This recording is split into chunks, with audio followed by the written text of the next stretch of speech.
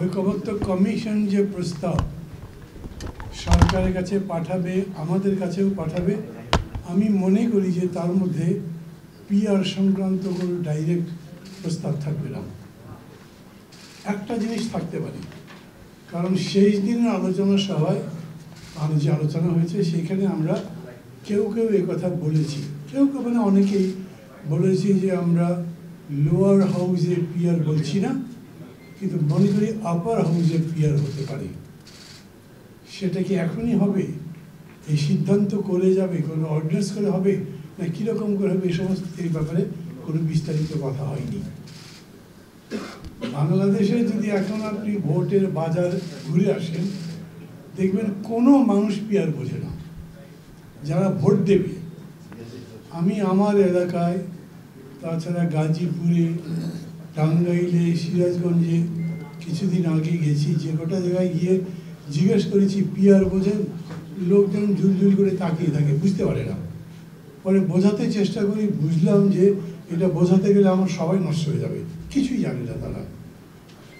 আমি বিশেষ করে জামাত তো এই ব্যাপারে সিরিয়াস, ওনাদেরকে জিজ্ঞেস করেছি, ভাই এই একটা বছর কি করলেন, কাউকেই তো কিছু বোঝাননি, আপনারা যে চান এটা তো বোঝাবেন তো। হঠাৎ করে একদম আন্দোলন করে বিক্ষোভে নেমে গেলেন, মানুষই তো বোঝাবে, বিক্ষোভে আসবে কি? আপনাদের কর্মী ছাড়া তো কেউ আসবে না। স্বাস্থ্যকর অল টাইম ফ্যামিলি কেক, সব সময় অল টাইম হেলদি লাইফ। এই জন্যে আমি মনে করি যে এই সাবজেক্টের উপরে বলার দরকার নেই, কিন্তু একটা ভয় আমার আছে। খসু ভাই আছেন পাশে, কতগুলো সিটে জিতবেন ওনারা?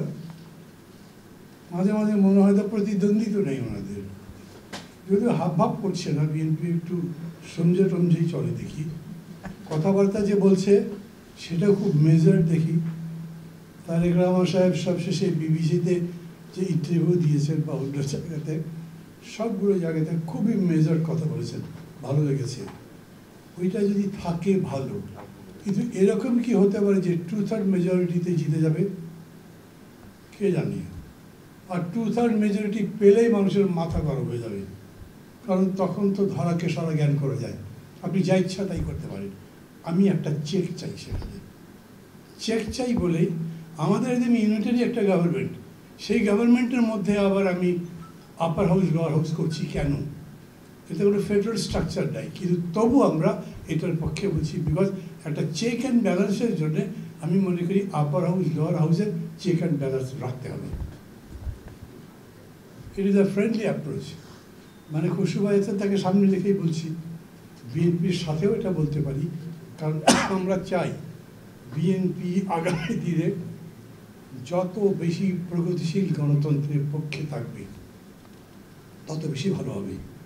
বিএনপি যদি আওয়ামী লীগের মতো ওই 7 মিনিট বা 15 মিনিটের ব্যবধানে একটা পাশাল মার্কা আইন পাশ করে ফেলে, তো ওর চাইতে ডিজাস্টার বর্তমান সময় তার হবে না। আই হোপ এরকম হবে না, তবু একটা চেক রাখতে চাই। এই জন্য আপার হাউসে আমরা জি, হ্যাঁ, আপার হাউসে ভোটের পিআর চাই।